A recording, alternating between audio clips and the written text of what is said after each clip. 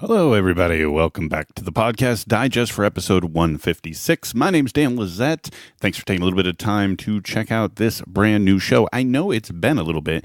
I've been about 8 weeks since my last show, and I'm sorry. I know I said I'd get better at this, and that's my fault, but bear with me. I'm trying hard. I really wanted to put together a great show for this episode because, as you may know, this is my 4-year anniversary this week. This is the first week of September 2018. The very first episode of the Podcast Digest launched September 1st, 2014. That said, don't go back and listen to those first couple episodes. The whole show was different. It was just me. It was a different premise.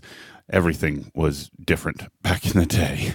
But I can say that I am very happy that the show has been around this long. I am so totally lucky to have listened to have talked to as many of the wonderful podcasters that I've talked to. I've made friends from the show. I've discovered new podcasts. I've had an overall great time, and I've sort of lived a dream of the podcast superfan, if you will.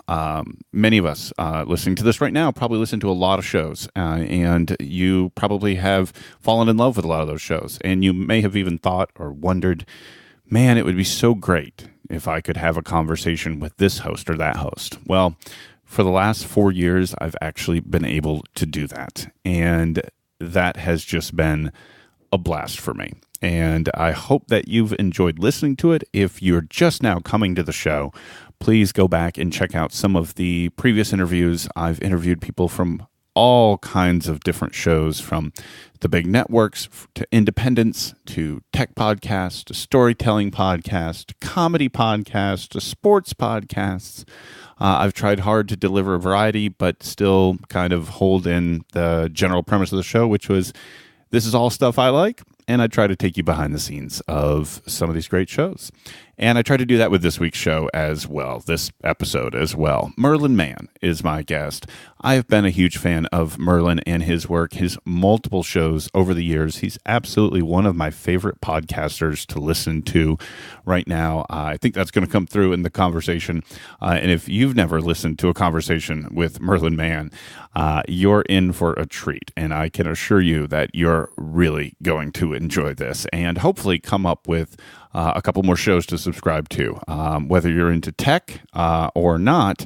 Several of the shows that Merlin is on now are not tech-based. They're just great conversational or comedy type shows that you are absolutely going to love. So lots of show notes this week, folks. Lots of great stuff to get into the Merlin Mann world, and it really was great to be joined by him for this episode. So on with it, my conversation with Merlin Mann.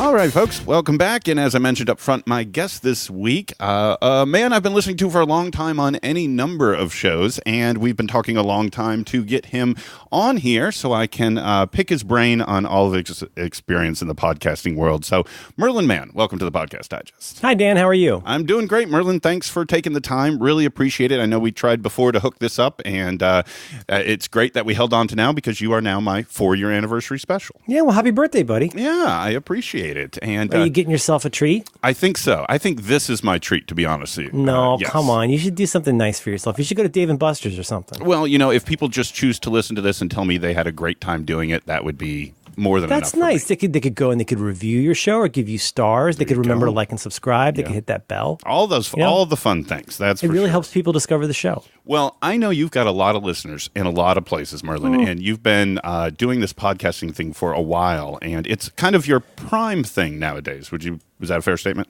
Oh, absolutely. I would. Yes. I don't want to do other things. Gotcha. But other things are too hard. It wasn't always that way, though. From a quick search online, you've done a bunch of different stuff. So before you even started the things that anyone could find on the internet, tell people a little bit about your pre-internet self, what you were into back then, and where you thought you'd be now. Sure.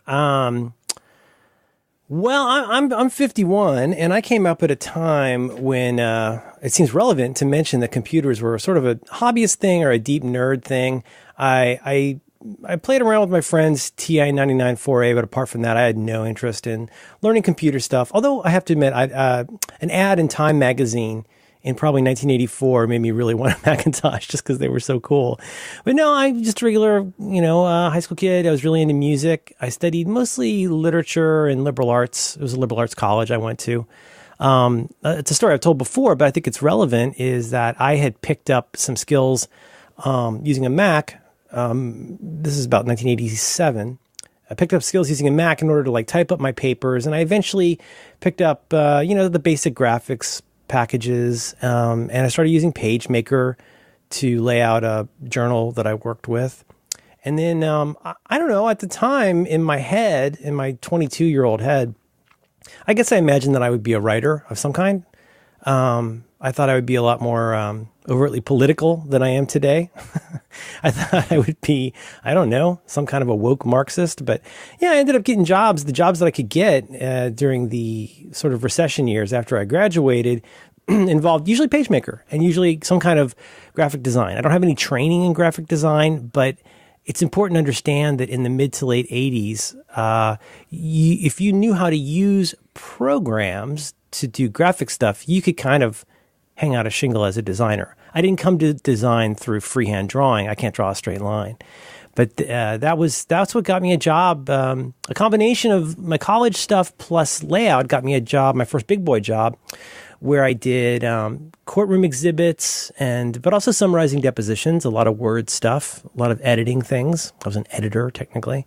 But then finally, I guess what kind of the next big pivot was when the graphical web came along, and I was there when it happened using Mosaic, and I started making web pages for a living in 1995. So there was that. And then the next big pivot, I guess, was after I lost my .com job and I was doing freelance stuff. That's when I started the 43 Folders website. And it was really fun to do. It was one of the, I think, I don't have any data on this. I feel like knowing how and why I created it, I think it was one of the first successful sites about productivity with a focus on Apple stuff, particularly Macintosh. And that's what I did for a little while. And that's also around the time, a little bit later, that I started getting into podcasts. So, each one of those pivots was unforeseeable. If I look back at high school, any of that would have seemed inconceivable. But a lot of it was just logical pivots to the next thing that I had some affinity and skill with.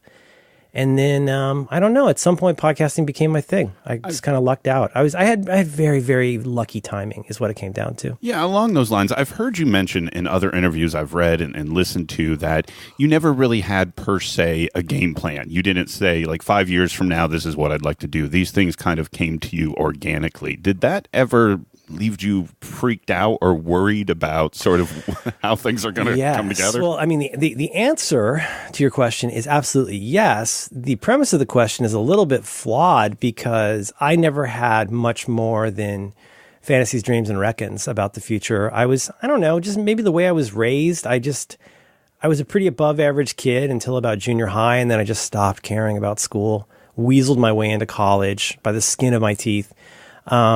But I never had any big ambition for anything sensible. And to reframe that question a little bit, it was more like, oh God, what do I do now? Right. And it's funny because as we record this, I just a second ago was listening to a podcast with Mike Hurley and CGP Grey. They do called Cortex, where they're answering questions from listeners. It's a really good show. And they were talking about, do you take a Mike Hurley approach of kind of doing the thing you love and hustling it out, or do you do the thing you end up being good at and take the CGP Grey route? And again, with podcasting, it's kind of obscure. But in my case, it ended up being something I enjoyed doing, but it almost always came out of an anxious flurry about, oh my God, what am I going to do now? If I'm not forced, this is a side effect of ADD, I think, is unless my dopamine level gets high enough through stress, I'll just sit around and watch Adventure Time all day. If you had, what I mean? It's a good question. It's just that I don't know. I wish I'd been more ambitious in some ways. I wish I had. I don't have tremendous regrets, but there are times where I think, gosh, I wish I just tried a little bit harder at math, or I wish I learned just a little bit more about science. And I wish, to use the words of every annoying adult, I wish I'd applied myself more, such that I could see the landscape that was available to me beyond Pasco County, Florida. You mentioned, first of all, I've always wondered this, and I know you've probably said this somewhere, but I've never caught it. By all means. Name origin, 43 folders. Where did that come from? Oh, there's a book that was probably this. Not probably. It was the single biggest source of inspiration for the site in a lot of ways. A lot of what I was coming at, the angle I was coming from was, well, I'm this person who's theoretically smart and theoretically organized, and I work as a project manager at that time. But I always felt like there were these certain skills that I'd never gotten the hang of, almost like I hadn't gotten the manual for being an adult. And a book that was really instrumental to me and inspiring to me in the true sense of the word to start 43 Folders was a book called Getting Things Done by David Allen, which is a very good book. And I think, in my humble opinion, the most useful personal productivity book or a self-help book I've ever read. And he just mentioned something in passing. His book was written in 2001, and it's very much based on a pre-Wi-Fi notion of the world, where business guys do things with paper and binders and things like that. That's how the whole Getting Things Done system is built up. And he mentions in passing this really neat idea that things like schools and institutions have used for years, which is a physical calendar system. This is kind of difficult to explain, but it's a physical calendaring system that lets you have a view into the next year of your life. So you have one folder for each month of the year, and then 31 folders that you use for the days of a given month. So if there's something you want to remember to do in a future month, you buy that greeting card to send in November, and you stick it in the November folder. You don't have to think about it till November. And the idea is every morning you open the current day's folder and see what's in there to do. If there's anything else you need to move to somewhere else, you do that. So he didn't invent the idea of the 43 folders system. It's been around since at least the turn of the 20th century. But something about the drop-dead simplicity and dumb brilliance of having 43 manila folders to control your year really landed with me. And it was an available domain name. There you go. That works too. That helps. Well, that makes sense. And like I said, I'm sure you've said that somewhere before, but I've always wondered. I've always tried to piece that together. So you said around... Well, it's funny because it came out around the same time as other sites that started with a prime number. So I was sometimes conflated with 37 signals or these different things. It was very confusing. One of those prime number Web 2.0 sites. Yeah, people loved the numbers back then. That's for sure. Mm-hmm, it's true. So you said around that time of 43 folders when you first got exposure to podcasts. So what was that? When you were listening, were you asked to be on one? Did you think of starting one?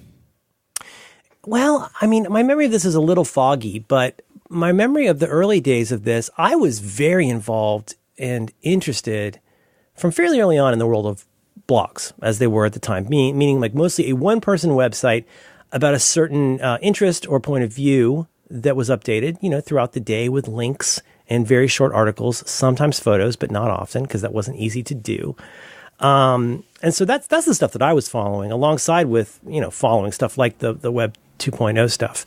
And if you were somebody who followed blogs in the early 2000s, you were aware of people like Dave Weiner, who apparently has co-invented almost everything. But one thing that Dave Weiner did was to co-invent the idea of an RSS feed that could have audio attachments, which became what people would come to call podcasts because of the iPod, as you know. But at that time, it was very nerdy, not just in the sense of you needed to find a way to suck down an RSS feed into some kind of a pod player, but it was very nerdy in terms of the topics. Most people, I joke about this, but I feel like in those early days, it really felt like a lot of 3-hour discussions about Linux, which I might be remembering wrong, but the pop culture stuff had not really broken through circa 2003. 2004. And so I didn't have any super interest in it.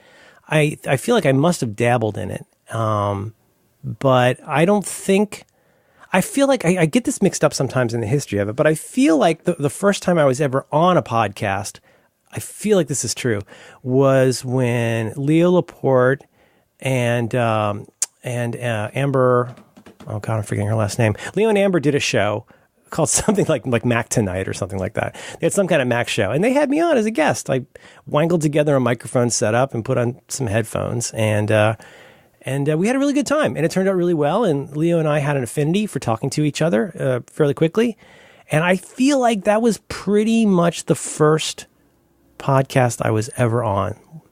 And it wasn't too long before I'd gotten mobbed up with the guys at Odeo, which later became Twitter. And they were really encouraging me to do a podcast, to be on their podcast. And I started a really weird one-person podcast for 43 Folders that was very fun to do. And that was the earliest kind of, from the Pentateuch, like the early Genesis days of podcasting for me. And then I came to really, as I hope we'll get to talk about, it came to be a very special and beloved medium for me as a consumer, even more than how much I enjoy doing it as a person. I genuinely love the medium and how it's evolved over the years. But the start was very modest, and it wasn't easy until people like Odeo came along. It was not trivially easy to take an audio file and get it on the internet. I mean, how are you going to pay for that bandwidth on like a hosted account? It was very difficult. And now today, I mean, there's a million ways to do that. But back then, again, you had to be a nerd to want to do that. And you had to be a nerd to want to listen. Yeah. And talking about listening as a passion and as something, I feel like way back then, probably just after they got into iTunes, just after there was some kind of vehicle between your iPod and those audio files, is about the time I jumped on. And you're right. I remember. Do you remember what your first podcasts were that you really liked? It was all tech. So I was the big. Well, that's mostly what it was, right? I was the big tech guy. It may have been Macbreak Weekly. I remember finding Twit very early and going through all of the different shows that they had there, and kind of, I was the Apple guy. I was, always drawn to them. There was a few others. I remember the Cell Phone Junkie, Mickey Papillon. I had him as a guest way back when. I think he's still doing that show, and I loved listening to that. So I was always digging for stuff. Did you listen to stuff like John Dvorak and the guy from MTV? Did you listen to like those back in the day? What was his name? Adam Curry. Adam Curry. No, I wasn't that early. I think that was during the time that you're kind of talking about, right? When it was super nerdy and it was like you manually had to put these things onto an iPod. I remember being of the... You had to sync it through your FireWire Exactly. cable. I remember being that guy who tried that a couple times and liked it, but just didn't want to go through the effort to do it again. I remember. Well, it was almost like, like we were at a point in history where if you want to get a beer, you can walk into a store and buy one for a couple bucks, $3, whatever. But like it really was back then, like you had to be a brewer. You had to be a consumer of it. It was very handmade. But you talk about listening. That sort of caught on with me early. I have memories from 12 years ago. I was going to a community college back then, and I remember walking around that campus in between classes on the way to class, earphones in, headphones in, the white earbuds on my iPhone, and that was what I did in between classes, driving to the class. What's funny is it actually has memories now attached. I can actually listen to certain shows and remember where I was on the campus when I was listening to a show. I'm exactly the same way. I can remember like where I was standing when I heard a certain little snippet of dialogue. What were the shows at first that really caught you? Gosh, my memory is so bad for this stuff. I think like you, probably I was attracted to the tech stuff because that's mostly what was there. I mean, I don't mean this as a total slag, but there is a funny irony to this in that like the stuff that I enjoy and the stuff that I do is on some level a version of comedy. But like I never could get into stuff that was supposed to be funny. Like I love stand-up comedy. I love laughter. Like I love all that. But like I could never get into the genres, the like bro, morning zoo type genres of what became comedy podcasts. And I was kind of weirdly put off by that. I wish I could remember better the stuff I used to listen to. There's a lot of stuff that was around then that I didn't listen to that I listen to now. Like I never listened to Slate, Political Gabfest, which has been around since Christ was a Corporal, which I listen to every week now, but I wasn't listening to it then. I feel like it was mostly just, whatever was out there. I wish I could remember better. Like, is there anywhere you can go to find what podcasts people were listening to in like 2004? You would think somebody's got that out. Or Stephen Hackett could put together something like that, I'm sure. Yeah, he's probably already got like a slideshow that's going to a museum. Exactly. So. He's going to start taking, audio screenshots of that. He's a treasure. But it's funny. You mentioned something that just kind of jogged my memory. When you talk about comedy and the early days, this is how into audio listening I was. I remember as a kid, I grew up in Virginia Beach, going to the Central Central Library, the public library, and checking out the comedy tapes of George Carlin and Bill Cosby, and then recording them on my little 2-disc boombox so that I could have the copy before, and I would burn through those things constantly listening to stand-up comedy in an audio form. I loved it. Just listen to it over and over. There were like 3 Bill Cosby records. 200 miles per hour just was listen one of to mine. all the time, or like Steve Martin when I was about my daughter's age. When I was about 10,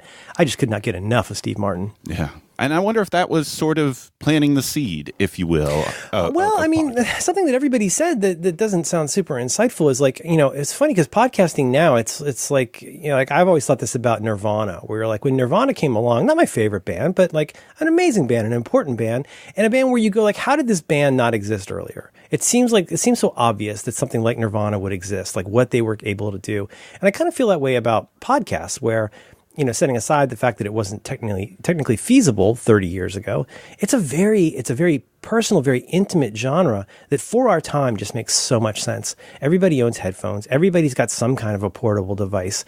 And it just makes 100% sense. I just remembered one that's another funny one that around the time, I feel like around the time I started doing a show called You Look Nice Today, what was popular was that Ricky Gervais show. All right. With him and Stephen Merchant and Carl, what's his head? And I never got into that. All my friends were like obsessed with that show, and I never got into it. But I feel like, in my memory, he was one of the first. He had one of the first. The 3 of them had one of the first podcasts that, like, in my group, people were talking about. That was the first time I thought, "Wow, this is weird. This feels like something only I know about." But like, there are a lot of people who are aware of that thing, that phenomenon. And, now today, you still have people talking about cereal, like Kim Kardashian, apparently, as we record this, discovered cereal last week. Cereal, by the way, it says when podcasts were invented. But that's, that's kind of what I remember. But I guess then, not to jump too far ahead, but the first podcast I think I did regularly was Macbreak Weekly with Leo Laporte and crew. And that must have been 2004 or so. I don't even know. When did that show start. I'll have to look it up. Yeah, a while back, that's for sure. And I wasn't there at the very beginning, but I was fairly early on. I think probably within the first 20 or 30 episodes, I imagine. Yeah. God, they have 621 episodes now. I was going to say that show's an institution crazy at this point. It is. Well, there I am on number 20. Wow. I know. Look at that. I know Scott Bourne. Look at that lineup. Yeah, I know that show in Twit was the first one to ever introduce me to video podcasts. That's for sure. That's one of the only, and that's about one of the few Apple TV apps I regularly use is the Twit app. When I don't know, with headphones start to bother me or I will throw on the Twit live stream and just keep that on in the background, a la a podcast, because it does feel, because of the studio and so on, it feels very much, like a television event, and seeing the things in between shows is pretty neat. And although primarily, of course, I'm headphones and audio, if I ever do video, it's through the Twit Apple TV app. That's so interesting. Yeah, I don't know I think it's smart for him in the long run that he did that pivot to video. Candidly, I was not a fan. Right. For not because, I hate Leo or something, but just because I have such a different idea about what a podcast is. I have very strong feelings about what a podcast is. And when it became something where, like, once you start putting something on video, I feel like even if people can see each other while they're recording, it really changes the tenor of what you do, knowing that some people are going to be seeing it and other people aren't. I completely agree. With you. In fact, the few times I've turned on video on recording some of these, it's different. When you do one in person, it's different. It's so different. It's weird. It's shockingly different. Yeah, a la, Gray, who doesn't want to do them in person even when he's in the same hotel with Mike, those type of things. Or my friend Alex, I do a podcast with Alex Cox and Max Temkin called Do by Friday. And they're both, they record in the same studio and they never look at each other. They can't look each other in the eye while they're recording. It is odd. Here we go. Macbreak Weekly 7. The safe word is banana. Wow, 2006. I thought it was earlier than that. September 22nd, 2006. That's what, you're 12 and a half years, or 12 years. MacCast is shut down by GoDaddy, the Mac installer security hole, and upgrading a Mac to 8 CPUs. It's exciting stuff. Good old days. I wonder if Scott Bourne talked about his yacht. So you talked about some of those early shows that you did, and what I didn't know from even being a regular listening and preparing for this conversation, Merlin, is you had a lot of, what do you say, temporary shows, short runs, if you will. And I was hoping maybe to get you to talk about some of those because folks may not have even. My God, you're going to have to jog my memory. The Merlin Show? Oh, boy, was that ambitious. Yes. Tell me about Merlin Show, which is the source of that little drawing that I use as an icon. Dave Gray drew that for us. So the Merlin Show was something I did with my friend Ben Durbin, who I met through Alex at Pixel Core. And Ben Durbin is a terrific guy. He's a real good friend. Our kids go to school together now. A wonderful guy. And so I had this idea. I was like, I want to do an interview show on video and put it somewhere. And I want to interview people that I think are cool.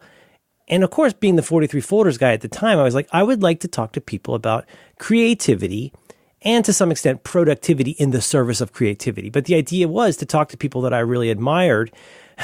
Sometimes it was to wangle an excuse to meet somebody.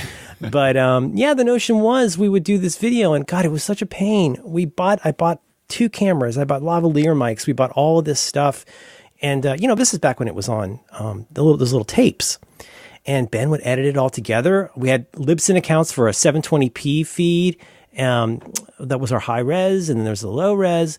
And people were like, oh my God, nobody's going to watch a 12-minute video. Like the video has to be like 2 minutes long. Right. So we did that. And I got to interview a bunch of really cool people. It's how I met Jonathan Colton, who's one of the great guys.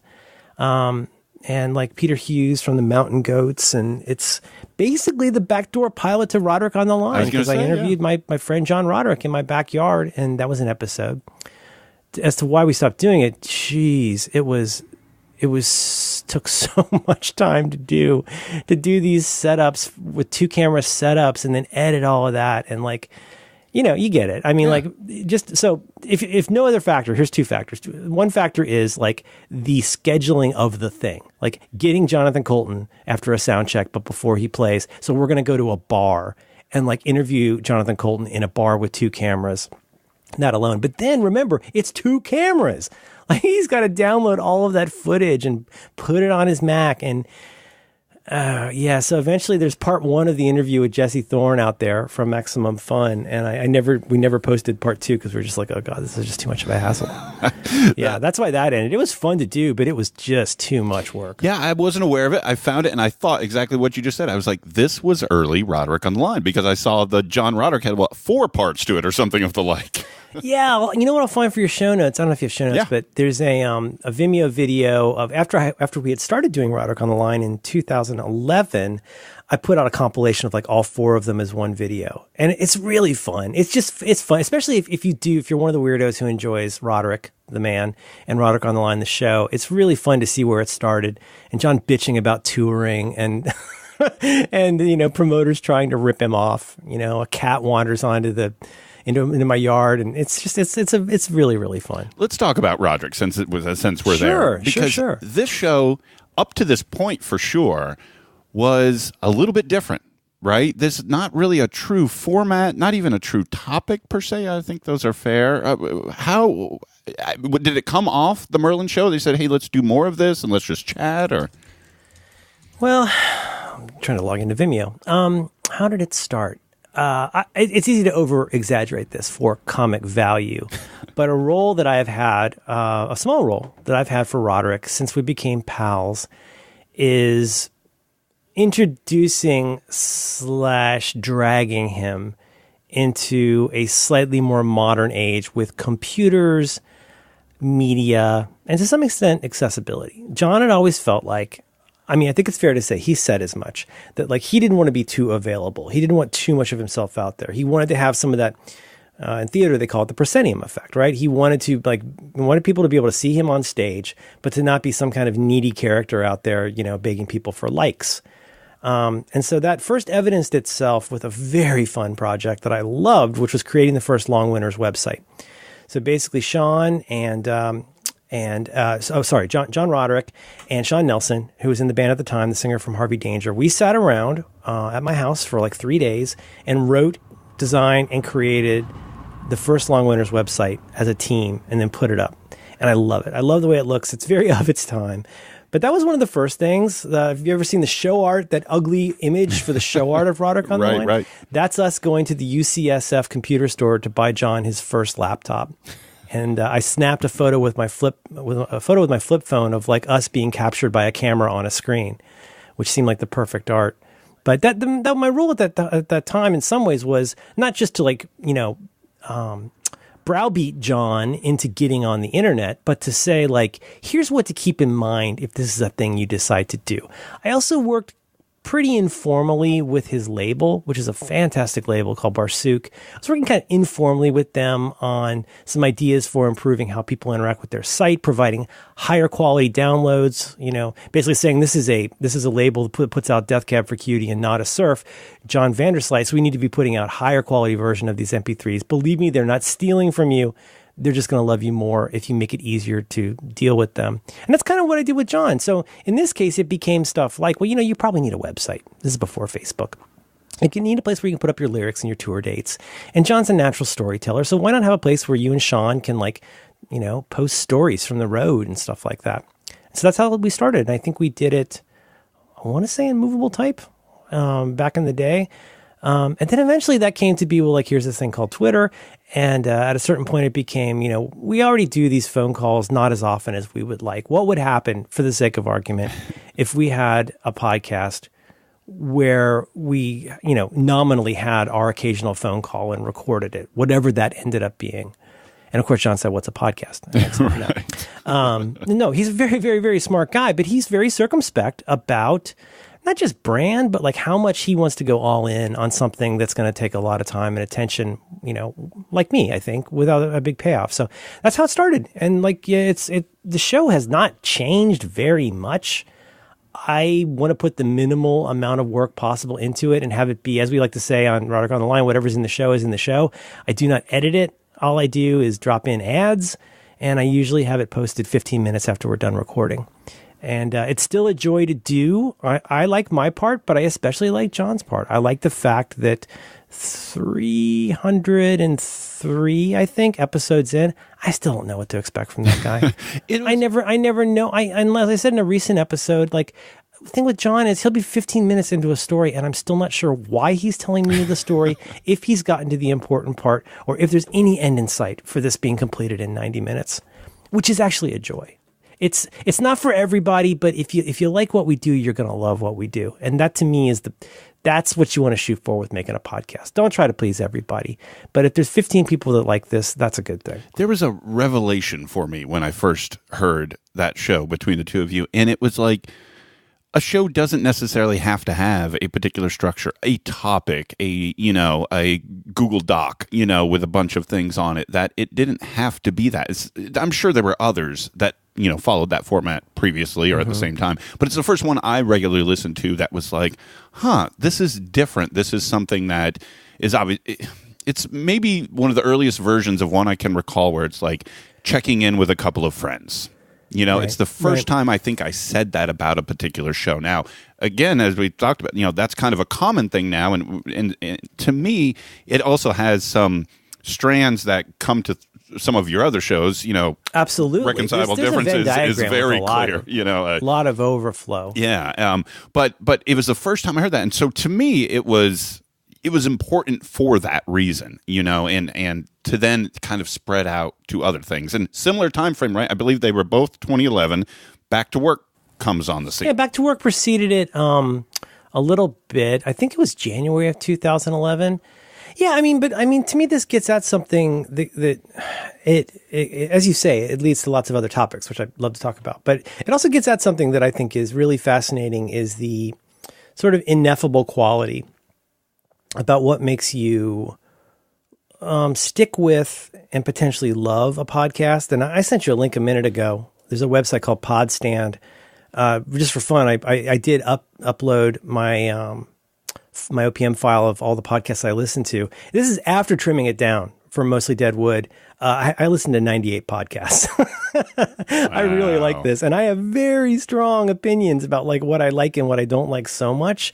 But like there's something, and maybe this is privileged. Maybe this is, I don't know how to quite frame this, but like, I like the shows, I think, where there is a voice, a strong voice usually. It could be an annoying voice, but I like when there's a very strong voice and the structure of the show is as minimal as needed to let the hosts be themselves. And now I understand there are shows that I like and listen to that are very structured. These tend not to be my favorite kinds of shows. I don't listen to most shows for topic. I listen to most shows because I really like the way the hosts interact.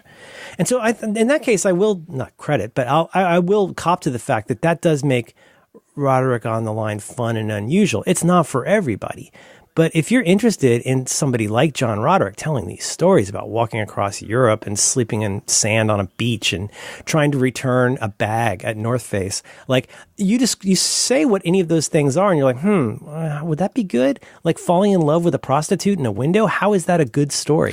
But the way he tells it is great. And it's fun for me to be the proxy for the audience and saying, what are you doing? Why did you do that? Why are you telling people this? Why are you still thinking about this thing that happened when you were in 8th grade and wearing orange pants? Why are you still thinking about that?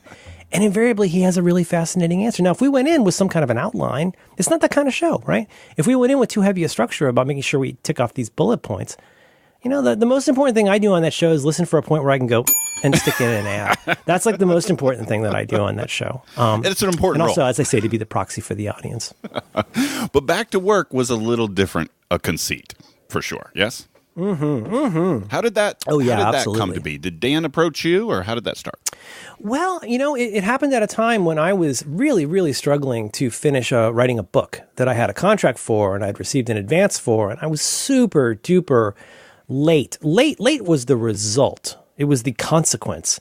The way we got to that consequence was I had a terrible time trying to put together all the ideas I felt needed to be in this book. It's a whole separate story that's not worth going into, but just the thing to stipulate is that I was, for about a year, struggling mightily to do this thing, to push this stone up a hill. And I got to a point where I was so unhappy, and I was spending so much time by myself and away from my little kid and my wife, and basically, I'd gotten to a point where I'd become the kind of person that I would coach in the past to say like, wow, you've gotten yourself into a situation where you're just not allowed to be happy anymore. You're not allowed to have fun. You're not allowed to do something cool. Like, is this what you want your future to look like? And, you know, so the book thing didn't turn out so great. But one thing that did happen was I said, screw it. I said, Dan's been asked, I think Dan had asked me about doing it in the past. Yeah, we talked about it before. And as it happened at the time, I really loved the podcast that Dan was doing with John Siracusa and John Gruber and Marco Arment. So what are those? Talk Show, Hypercritical, Build and Analyze. We're all shows. So Build and Analyze, Hypercritical, and Back to Work all started around the same time, plus or minus, I think, 3 months. And so, yeah, we just sat down. They said, like, we basically on a phone call one afternoon, we settled the business part of it. Like, here's our arrangement for this. You take care of this, I'll take care of that. We do this once a week, and bada bing, bada boom. We just started recording. And I really like what we did. I like what we did because it was a personal salve for me at saying I need to do something that I'm happy with and proud of and is fun. But it was also great because I got to kind of bust out of the 43 folders corner into which I had painted myself. Right? 43 folders I thought was always pretty good about like saying, well, here's your hang up. The system will help you, but first you got to deal with your hang up. And what we tried to do, especially in the early days of Back to Work, was say, what is the difficulty for you in doing the thing that you think is important? Like, if you think it is important, why are you not doing it? Like, if it's important for you to do this creative thing or this business thing, like what brain blocks prevent you from doing that? And believe me, if you need somebody to talk about brain blocks, I'm your boy, hand raised right here.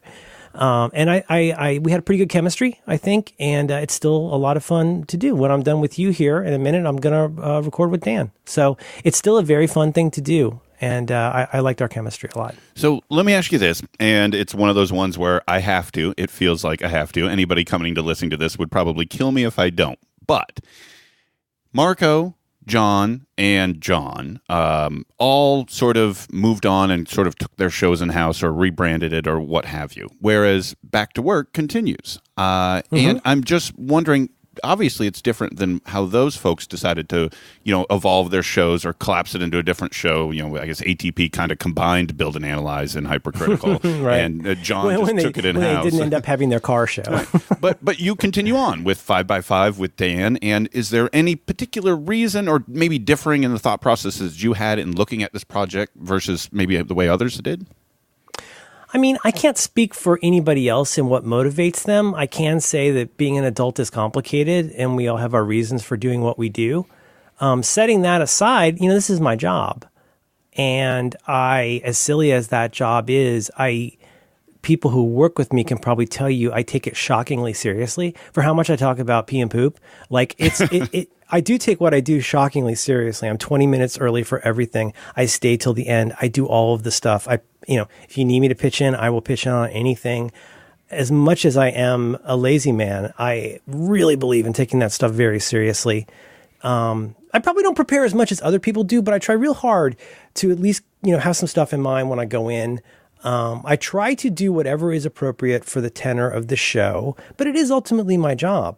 And Dan and I haven't run out of stuff to talk about at this point. The show has definitely pivoted over time and gone different directions, sometimes to some people's frustration. But, the thing with that show, and I hate to say this because it kind of pulls back the curtain, but if you go back and listen from the very first episode, I think, however many episodes there's been, the message that kind of sticks through all of it is, so what's your problem?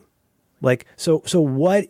I mean, how many more times can I say you need to look past your productivity systems and focus on the thing that's valuable? If you're not achieving what you want, you either need to do something different or sacrifice more. I can't say that for 35 years.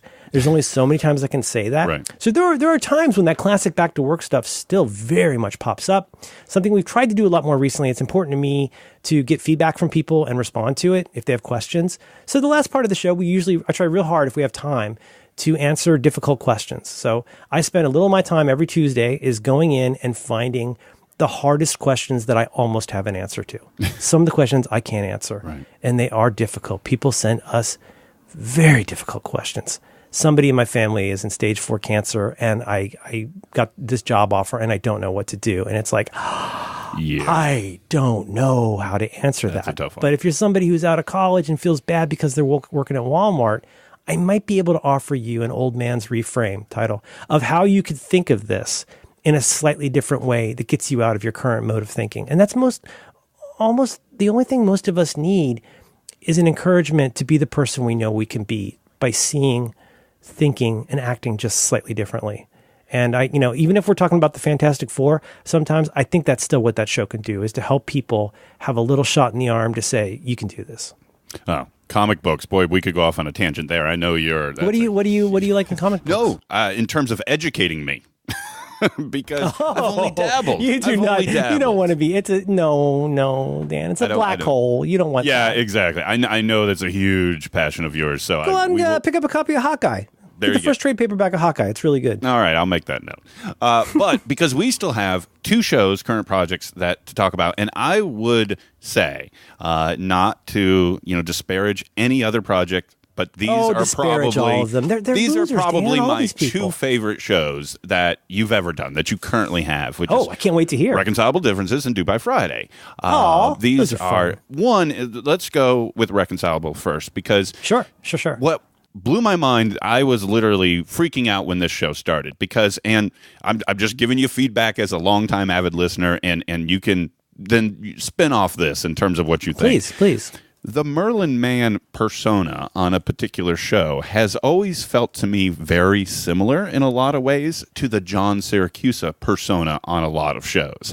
And that's super interesting. And conceptually, the idea of the 2 of you getting together when episode 1 came out, blew my mind. And I'm like, this is going to be You can't crazy. just leave that there. Did you see each of us having a similar role or attitude? What's the similarity? Not similar in personalities, role more so, right? In the sense that... The kind of like the naysayer, the karma suck. Well, if you think about it this way, think about Back to Work and think about ATP, okay? And those two, in a lot of ways, when I think about Casey and John, Casey can kind of set the table and John goes in and shuffles it about, talks about what he's doing and kind of goes into his opinion. He does that thing he does where he waits for everybody else to talk and then he gives you the real answer. And Back to Work, I sort of vision you the same way. Dan kind of sets the table for you and then you go in and talk about it and dissect it and reshuffle the deck.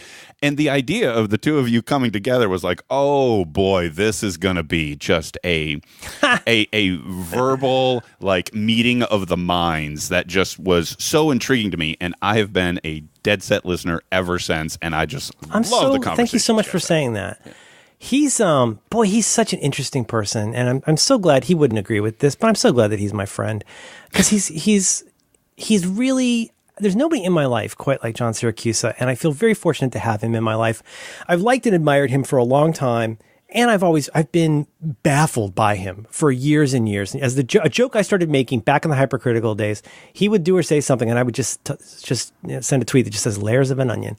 Like another layer of me going, what is happening? Oh yeah, by the way, I used to do oil painting. Really? I had a YouTube website, huh?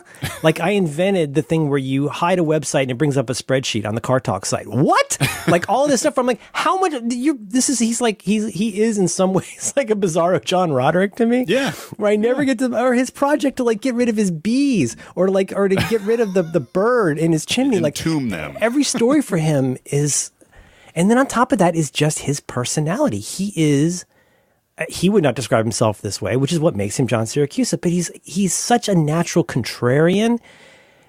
John Siracusa has never been asked a question that he can answer because he's never satisfied with how you frame the question. He's doing a Kobayashi Maru on his entire life. Everything that comes his way, he picks it apart to the nth degree. And I'm not like that. I just want to be loved. And so I don't remember precisely how it started. But, the thing anybody can know about John, and some people might know about me, is he's real picky about a thing that he's going to add to his plate. Right. John does not want to bring a lot of extra work on himself without a clear benefit in sight, and John is not afraid to cut the cord. That's it, a 10-episode trial. That's what it's going to be. Oh, you're right. That was the original deal. I don't know how it worked out exactly, but eventually I was like, oh man, it'd be so great if we could do this. And I said, I should go back and find the original back and forth. I probably still have the Google Doc with alternative names in it. Alternative names.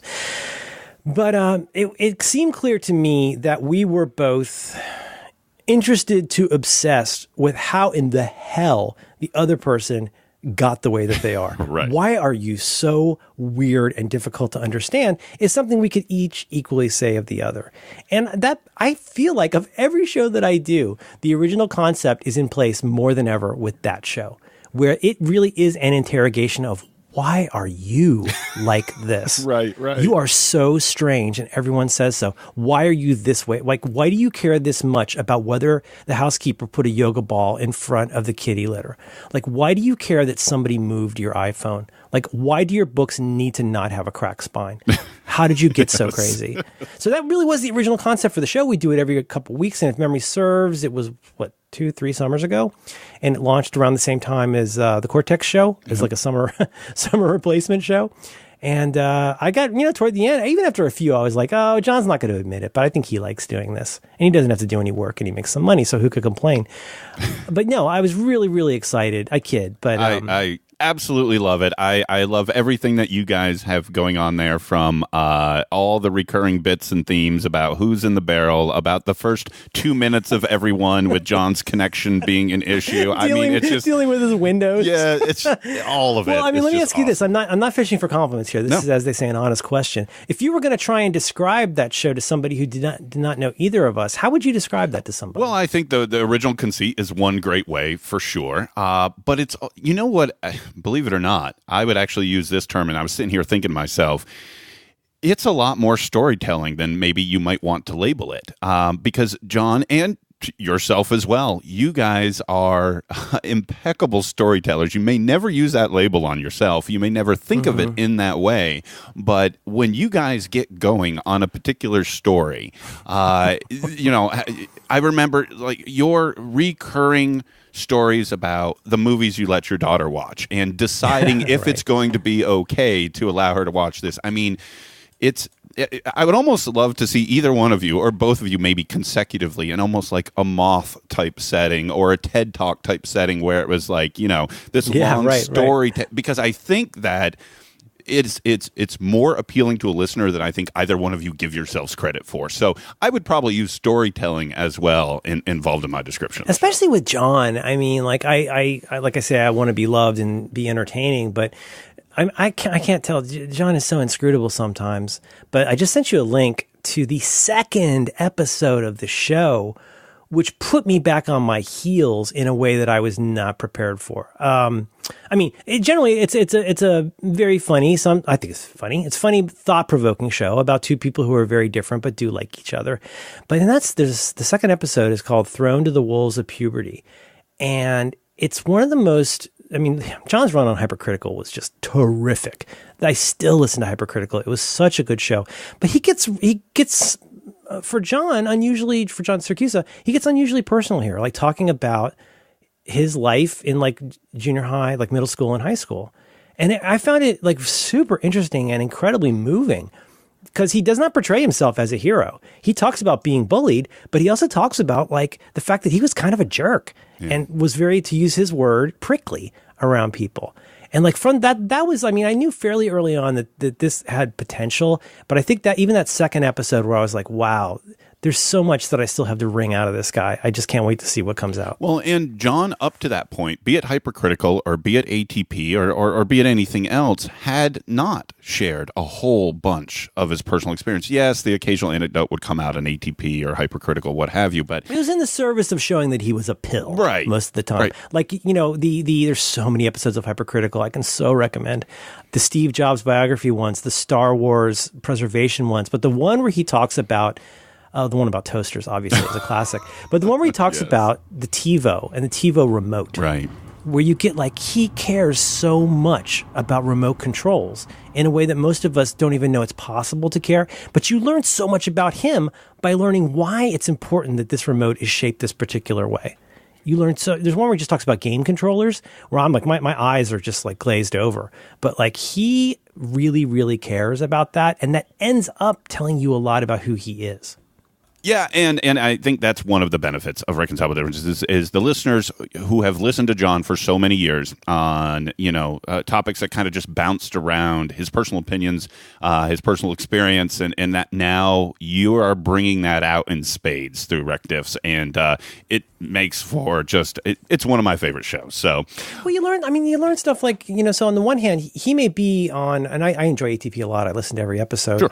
But, you know, there'll be a time where like he'll talk about cameras and he'll talk about lenses, but like I'm glad that he's more open to now saying more about why that is. Well, he cares about cameras and lenses because he really loves his kids. Right. And that really comes, as much as they drive him bananas, he loves his kids. He loves going to the beach with his kids. Okay, that's interesting. He loves taking thousands and thousands of photos of his kids, capturing that moment with his kids. Wow, that doesn't sound like John Siracusa. And then you know what he does? He sits there and sweats putting together photo albums out of all of those photos that he can send to everybody. So what I'm trying to get at, when John Siracusa complains about the interface of a photo making app, it's not because he's being a pill, it's because he loves his kids. And I think that I'm glad that can come through now. I hope he never listens to this because I don't like him personally. But I love that comes out and you get to see an insight into why he's the way he is. There's a sense of integrity and quality beyond logic and reason. There's just a sense of integrity and quality and why things need to be a certain way.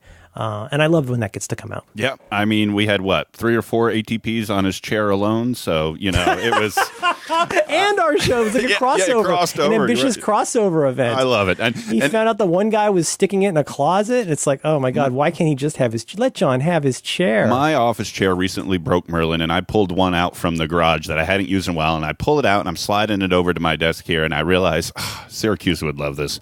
It's got no arms. Oh, well, listen to this. I'm sure you hear it in podcast. Yeah. Oh, yeah. Sometimes I'll photograph the seat and send it to John just to trigger him.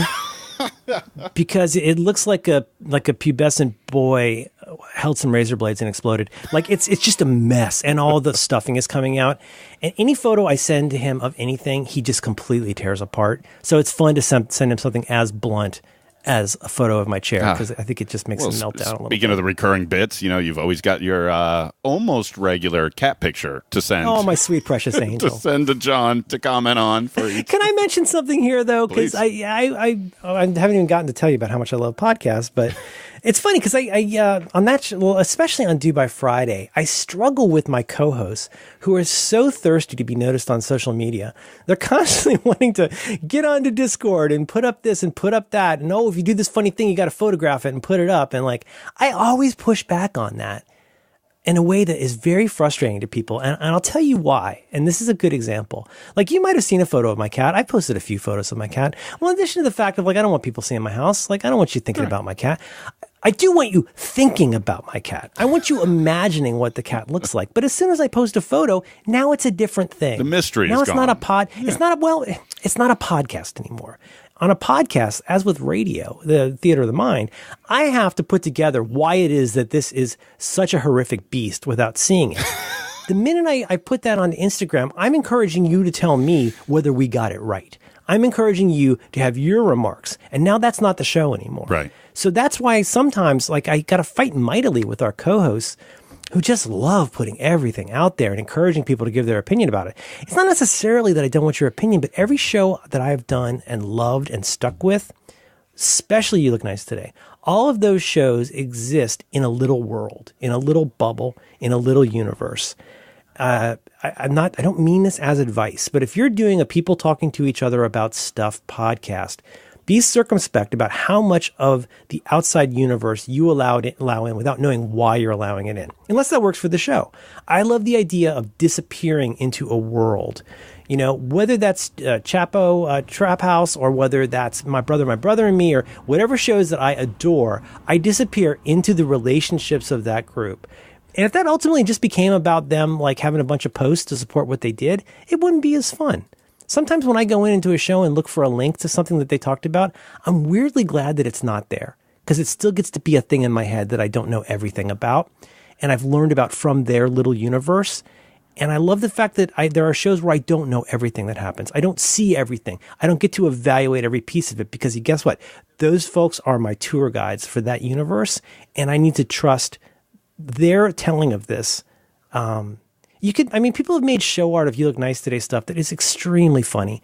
But if you listen to something like Parlor, which is I think the last episode we did, a live episode, just the notion, the terrible misguided notion of a business based on different things that are parlors, and trying to create a business that is a massage parlor, an ice cream parlor, a billiards parlor. Your mental picture of what parlor looks like will be 1,000 times funnier than anything somebody could make on DeviantArt. That's what makes podcasts special. I think I couldn't agree more. I think that's perfect. And to be accurate, for the record, I have not come across a picture of your cat. I have never seen said picture. I'll send you one. She's a sweet, precious angel. Well, now you're going to ruin it for me. Now I can't imagine it anymore. I like the theater of the mind. She's a wreck. Because I do really envision this, 28-pound with skin patches and just tough hair. No, she's 6 pounds soaking wet. She's a mess. Well, then you're just making her sound worse. I put one see, now people are going to go look at it. I put one picture of her on Instagram. I think I put exactly one picture. Oh, there. You can kind of see her there. Oh, look at that face. Oof. All right, here you go. Anyway, all right. So Do by Friday. Do by Friday. And this is the first question I wanted to ask you about Do by Friday, Merlin, because I didn't know this, and maybe I didn't jump on it soon enough, because I'll be honest, I think I came across Do by Friday 10 or so episodes in, and I don't know that I went back. So maybe this was covered in the beginning, but that was not the original name of the show, right? It was a totally different show. Yes, talk about it. Top Scallops. God, how did this start? It started with, I don't remember how it started. Max Temkin was somewhere in my universe and people would talk about him. And I think one time Roderick met him like on a cruise, like a JoCo cruise, and had nice things to say about the show. And I was like, oh my gosh, yeah, it's that one guy. I've seen him around. And long story short, Max and I ended up talking about we should find some excuse to do a show. He eventually did a wonderful podcast with Pat Rothfuss that I think has more or less almost officially been discontinued. What's that called? Something Consequences. Anyway, he has a really good show with Pat Rothfuss that I've really enjoyed. And so we were just looking for an excuse, to do something. And we both like a certain kind of reality show. He watches a lot of terrible reality shows. I really like stuff like Top Chef and Project Runway and things like that, where they're making something. So long story short, we said, okay, look, there's a new season of Top Chef coming up. Let's watch it and then do an episode after each episode of the show. Now, two things that are important. Number one, as it happened, and I've gone back and rewatched many seasons of Top Chef. It is empirically the worst season of Top Chef on the history of the show. It was a terrible, terrible season, full of dinglings. It was really stupid. The episodes were terrible. The other problem was, of course, Max and I would go off on tangents. The worst part was Max and I could never remember what happened on the show. We would forget who the contestants were. We would forget who won anything. We'd forget what they made. We'd forget what city they were in. We'd forget what the challenge was, and we'd forget who won. So our Max's producer for the show would say, would kind of say, okay, guys, stop right here. Okay, it was this one. They were in an airplane hangar serving the troops, and they had to make things out of cornflakes using just burners on a table. Oh, that's so good. That's so good. Thank you. And that producer is Alex Cox. Right.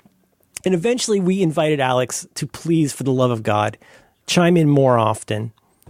And eventually she became part of the show. We added her to the show art, and that was Top Scallops. It was a terrible, terrible season. And I think even then we ended up talking about politics a lot. I noticed that. It was in the pre-fall of 2016 era. It was the before times. And, with Max, anything's eventually going to come to talking about politics.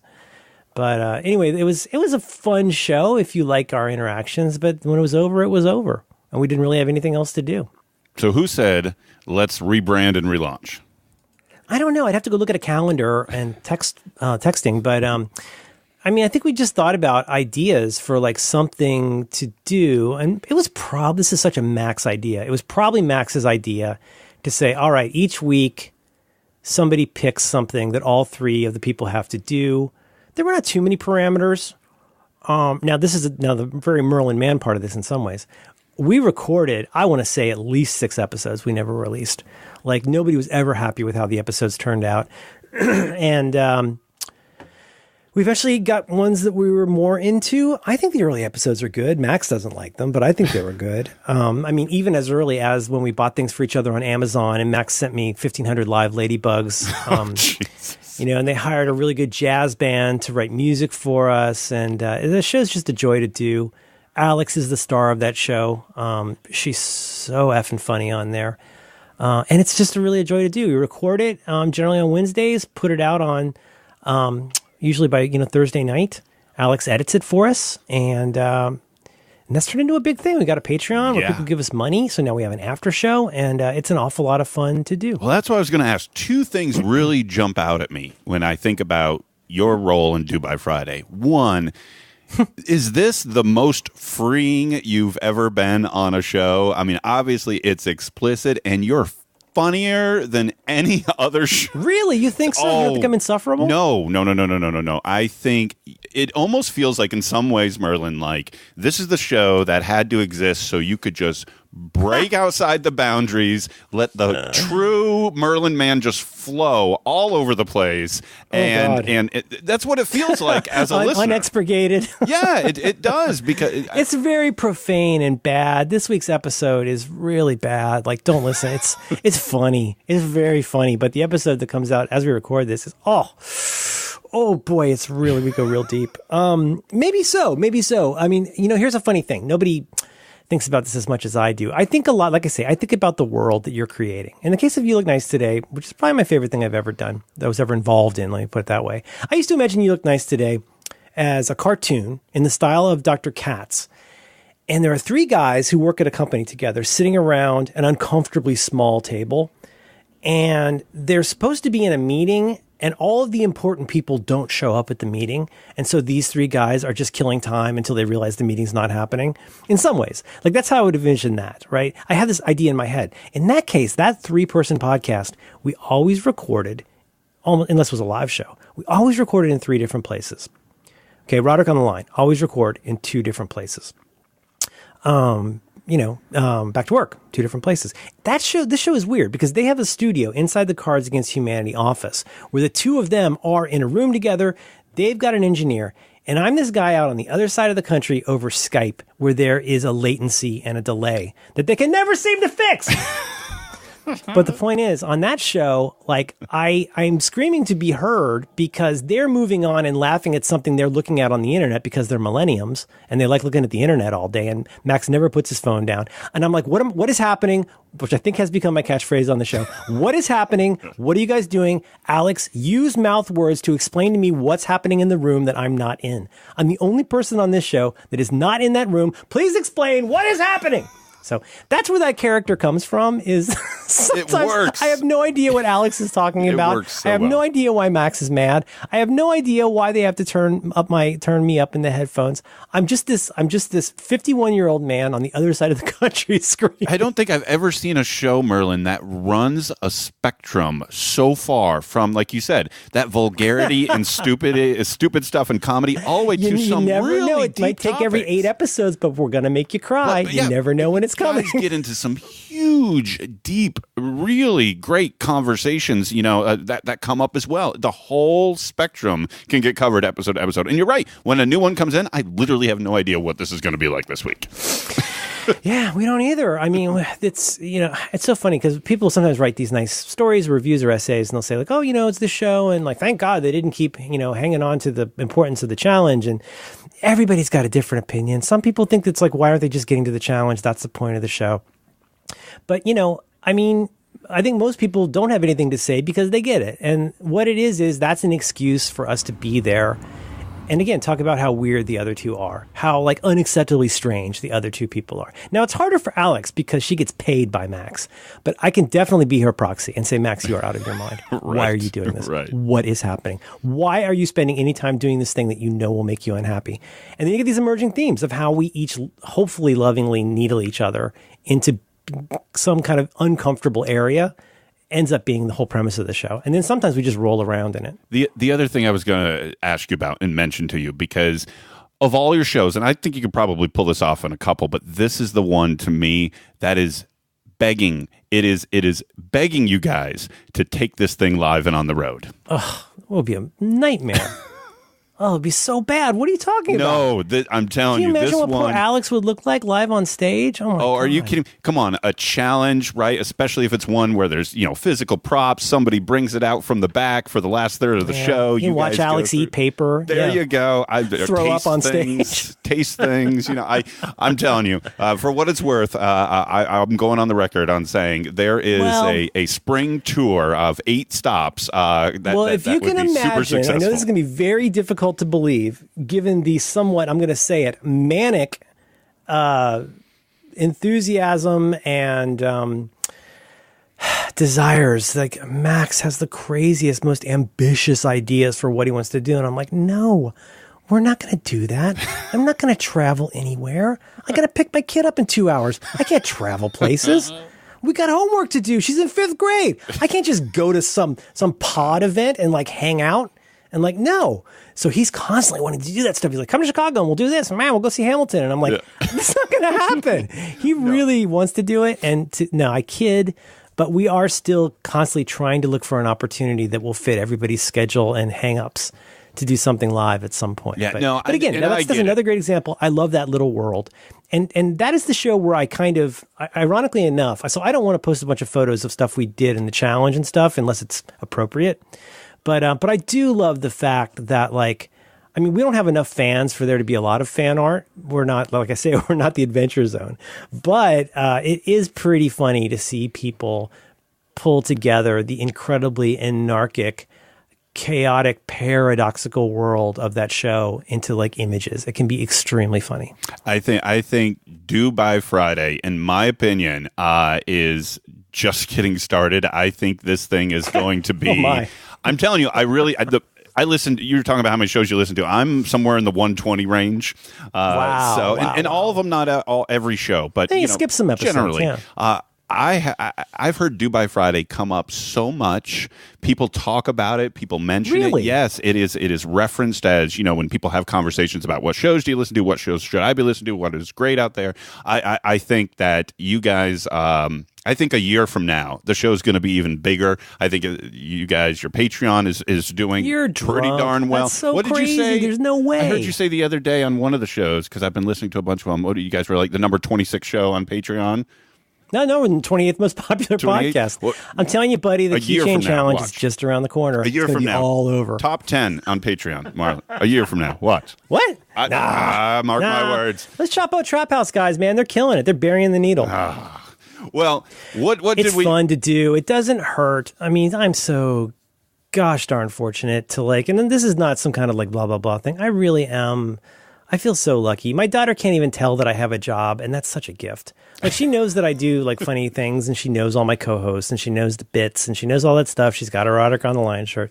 But it's great. The best part of all of this is I get to be around to hang out with her. It is my job to pick her up at school and do homework and stuff like that. And I don't know that many people that get to do that. And I feel so lucky. And in the time that I am doing this, it's so mostly not annoying to do what I do. And not a day goes by that I don't think about how lucky I am to get that. I'm not trying to I'm not saying this for clapping. Honestly, that makes me so happy. I don't know what's next. I don't know what happens when this dries up. I don't know what happens when people finally get to ruin this medium with all their stupid one-off apps and dumb ad deals. I don't know where this industry is going to go, but I don't think I'll ever do another thing for fun or money that I enjoy as much as doing this. Yeah, I think all of these projects you've got up in the air right now are going to be going as long as you want them to go on. And I think that only more people are finding you by the day, Merlin, in the work that you do. This is why I never post a live photo. I might have my balls in it, and then my career's over. Yeah, you don't want to do that. Don't post live photos, you guys. Stop it. or hey, that may bring in some more listeners. You never know. You know what? You're right, Dan. It's a pivot. Exactly. Very well could be. Well, I want to be respectful of your time. Merlin Mann, thank you very much for joining me. I really appreciate it. It was a privilege to talk to you. Dan, I can't believe you let me talk this long about so little, but it was really fun to do. It's your enthusiasm and curiosity makes me really happy, and I'm really grateful you had me on. Awesome. Ba-dum-bum-ba-dum-bum.